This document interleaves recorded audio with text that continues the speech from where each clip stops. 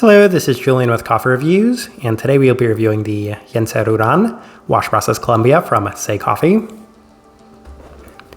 And there's the box right there. And Say, based out of Brooklyn, New York. And this is yet another of Say's Chirroso coffees, and a much discussed one at that, as I've heard so much feedback on this coffee since its release. And that feedback has been mixed, as I've heard some people label this their favorite Chirroso coffee of the year, while I've heard others label this one to be a bit of a strange coffee. And that contrasting dynamic will definitely make for an interesting review, as I did find this to be a pretty interesting coffee. Looking forward to discussing this one, as this right here is day 37.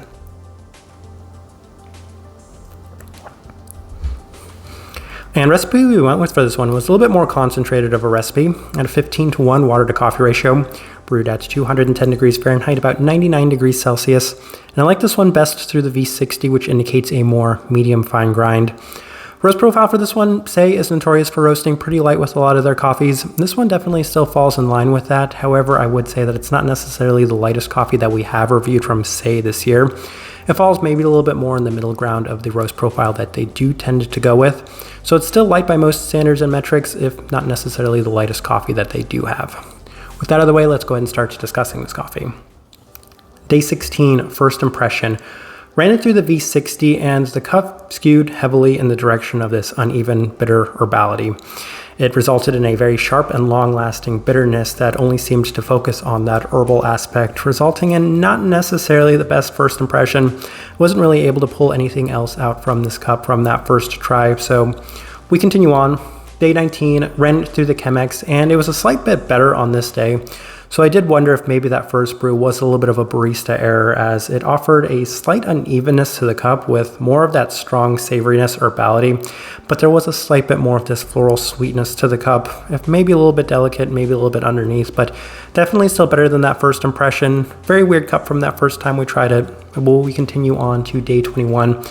Ran it through the April dripper, and it was the best day of the coffee to this point, as there was significantly more sweetness to the cup. It does have this dark, almost maple-like sweetness that complemented this interesting fruit brightness, with still plenty of that savoriness, as well as a bit of this lemon tea aspect. And I do have to say that when it came to the April brewer, this cup was a little bit of an anomaly, as it didn't necessarily replicate a lot of the future notes that we do have for this cup. So it's something that maybe would be worth going back and trying again. I do have a little bit more of this coffee, but on that day, it definitely yielded a much different cup than I would experience from that point going forward, or that point before.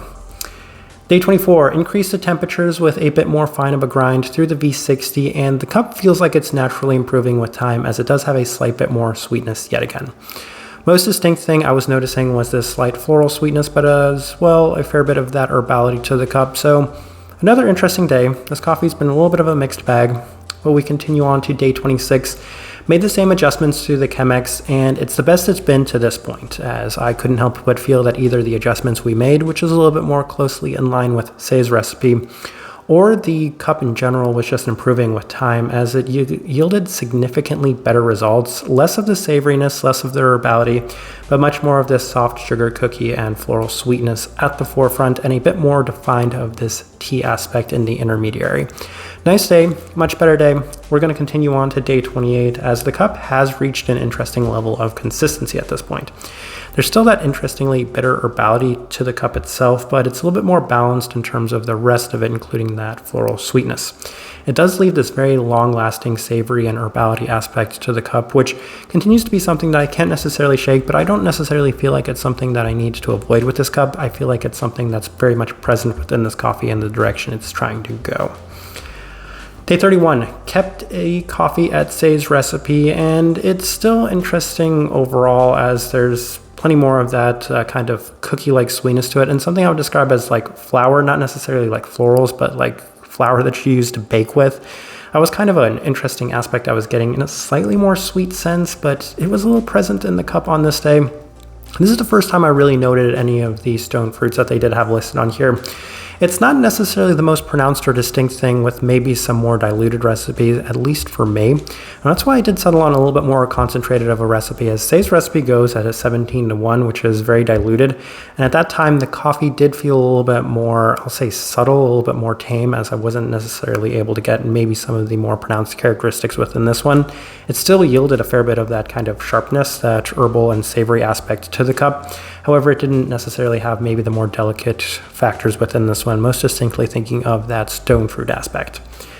Day 34, adjusted to a higher concentration, and I'll be completely honest, the main reason I adjusted to this was because of a comment Nico left in our anomalous video, and I just kind of wanted to try that out, and I think it really did define this coffee. It really put all of these flavor profiles together, as the coffee up to this point had been a little bit more moderate, tame, and delicate. I want to say that with the caveat that there was still a lot of flavor and sharpness to the cup, but with the concentration, you were able to feel it in a very strong and defined manner, much more robust overall. And I think that did help with making the tasting wheel, as well as kind of discussing the way that this coffee was, because with a little bit more intense of a flavor, I was able to maybe better describe this cup.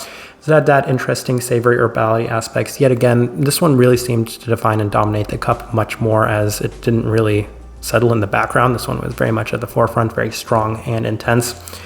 And it continued to yield some other aspects, including much more of that pronounced peach aspect, a fair bit more of that floral aspect. But at this time, I think the best way I could describe this cup was maybe a spiced peach drink. So I did see a comment from Carl where he said that it reminded him of maybe some like peach tea. I could see that if you added some floral aspects to that, and if you really seemed to focus a little bit more on the tea-like aspect as opposed to the peach aspect to it. Continues to remain interestingly bitter and having a very long-lasting finish to the cup as well. So, as mentioned, a little bit of a mixed bag, a little bit of an interesting cup. Let's go ahead now and put up that tasting wheel so you can see what we're getting. And we have one level 5, so let's discuss that one real quick, and that is the finish at a level 5. Yes, this coffee has a very long-lasting finish. I'm not saying it's an overbearing or like truly dominant finish, but it's one of those finishes where after I finish drinking this coffee, after I finish taking a sip of it, I can feel this one for a fair bit of time. And what I'm feeling from that is that interesting kind of slightly bitter, herbal, savory aspect that's very much present within this cup. I wish it's something that maybe I could put a little bit more of a specific label on it. They have red tea listed on there. I can't help but feel that maybe that's what they're going for, but I wouldn't be able to describe it. Not the biggest tea person, so I'm not usually good at defining or describing tea in general, but that's what I'm feeling from this one. Very pronounced, very strong, very long lasting. Then we have a lot more level 4s than I think I might have expected going into this one. We'll start with the savoriness, level 4. Yes, that's the first thing I noticed from this cup, and on the early days I could even say that maybe some of these things were very close to a level 5, even with the adjustments to somewhat tone it down and by the end kind of ramp it back up to really experience this cup in its full force. It had a very strong savoriness to the cup for a very long time, so that right there, level 4, yes. Body, level 4, that was an interesting one, and I think a couple of factors could play into that, and that being the higher concentration, that being the brew method as well. But interestingly for me, this one had a higher body. I would say maybe the lower side of level 4, but it was noticeable enough. It had enough texture for me to justify maybe the higher side of that mark. Cleanliness, level 4. Yes, even with a kind of interesting like bitterness, savoriness, herbality that weren't overly well defined, I mean, the cup is free of any sort of detracting factors, any sort of funkiness, fermentiness, and I think there was enough definition within those components to justify that level 4. It's right there at the level 4. It's a washed Colombian coffee. It'd be strange if it scored anywhere else. Sweetness, level 4. Yes, it's still a very sweet coffee, and the sweetness comes in many different directions, and it comes from many different things, but first time I noticed it was a little bit more on the florality. I could see it as that savoriness and that tea-like aspect can be slightly sweet. The stone fruit in it can be slightly sweet. Like, these things are slightly sweet to the cup, but I think maybe it's just kind of overshadowed by a lot of the other things, most distinctly that savory herbality aspect within this one, so that's interesting. Florality also at that level 4 mark. That's one of the first things I noticed within this cup when I was able to get a little bit more past that herbal savoriness. But even then, maybe slightly lower side of the level 4, I think that there's enough florality to justify that mark. Stone fruit, level 4. Yes, and I think the only way I was able to justify that was with the higher concentration, where it really began to make a little bit more of its presence felt, a little bit more pronounced in the cup in general. So that being there at that level 4, most of the time I was experiencing this coffee, I would say it was hovering somewhere between a 3 and maybe even the lower side of the level 3, as it wasn't the most pronounced characteristic to me. I was a little disappointed, disheartened early on in this cup to not get more peach aspect to it, but I think it's one of those things where I really had to focus. Some of the subtlety of that peach was really much more defined, pronounced with a increase in the concentration of this coffee. And then we have a couple of level 3s. We'll start with the acidity level 3. I think that's a really interesting one because this coffee, for all of the things I've noted, hasn't necessarily been the most bright coffee for me. It doesn't yield the same sort of acidity that I typically experience from a lot of Sei's coffees. That could be a number of factors, but for me, it was something worth noting. The spice level 3. Yes, on the final day, I noted that it had this kind of spiced peach quality to it. I could see that. It's, once again, maybe a spice that I'm not necessarily great at listing within this one, but this coffee is very much different from what I typically experience with coffee in general. So a lot of these things are things I don't have a lot of experience or familiarity with just because of how maybe outside of the box this one was.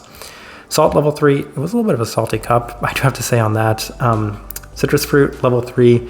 Yes, I mentioned on the April day that there was a little bit of a citric lemon aspect to it. I wouldn't say that it was overly defined or pronounced. I would say that maybe that's on the lower side of level 3.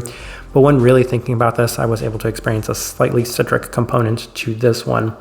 And then the last thing I think is really worth discussing is that bitterness at that level 3 mark. Yes, even with as much as I've highlighted that, I still don't think it deserves all the way up there at that level 4. I think it may be on the higher side of level 3. It's one of the more bitter coffees I've had that maybe isn't necessarily with that coffee bitterness, but rather just kind of the way this coffee is.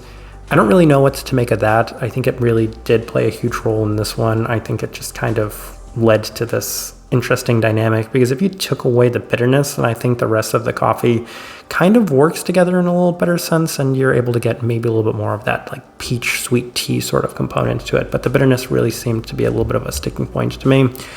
But I think that this is a pretty good representation of what I was getting from this coffee. All right, so my overall thoughts and impressions of this coffee, as I said going into it, it was an interesting one, and kind of discussing it maybe out loud to myself, it remained an interesting one, maybe even more interesting than I think I even expected. At the start of this coffee, I said, okay, this is it. I'm kind of done reviewing these Churroso coffees, at least for a little bit, because this one yielded such negative results early on. But this one continued to grow on me. It continued to get better. I think that this coffee is going to continue to get better. I think that there's maybe still some really nice days ahead of this one. And I don't really know what to make of it, if I'm being completely honest. I thought it was fine on some days, and some days I just wasn't the biggest fan of it. So I think maybe you have to be in the mood for this one. I can see why some people might like it because of how unique it is, but at the same time, I honestly didn't really know what to make of it. Type of person I would suggest this coffee to, I am going to continue to lean in that maybe like spiced peach tea direction with a very strong kind of like herbal savoriness to the cup, like very tea-like cup of coffee, because that's kind of the experience I was having with this one for a very long and extended period of time. And I think that's just kind of the best way I can guide someone on this one. Just expect something that you might not necessarily be expecting with it. And I think that's just kind of the best way I can leave this review. If you by chance had an opportunity to try this coffee, I'd love to know your thoughts and impressions of it as well. If you guys are enjoying the content, give this video a like, subscribe if you're not already subscribed. This right here has been a review of the Yenser Uran Wash Process Colombia from Sei Coffee. Thank you for watching.